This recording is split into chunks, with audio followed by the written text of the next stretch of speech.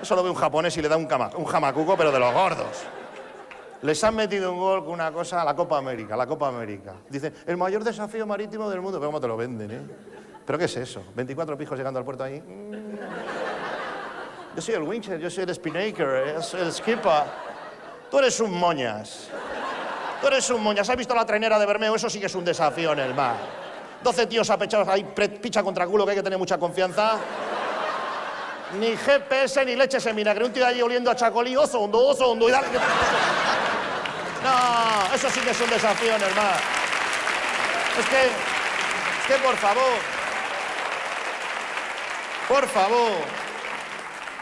Es que ver los de la Copa América, ves aquella boya, está súper lejos de Valencia.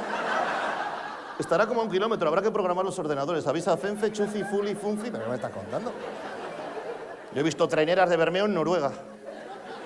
En los fiordos. ¿Qué hacéis aquí? ¿Calentando? Y esto, por favor, que no salga de aquí. El Titanic lo hundió una trainera. Estaban haciendo series de potencia en el Mar del Norte, en un banco de niebla. Oso hondo. Y dijo un remero, viene un barco. Dijo otro, grande. Dice, como el Corte Inglés flotando. Dice el timonel, tenemos preferencia, Andoni, tenemos preferencia. Saca brazo para anticipar maniobra. Fijaos lo que os estoy contando.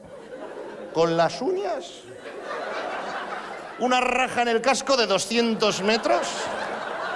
El resto de la historia ya la sabéis, 2000 personas para el fondo. Se salvaron 1000. Y estos a escaparse de allí para no salir a la peli. ¡Agur, DiCaprio! ¡Agur!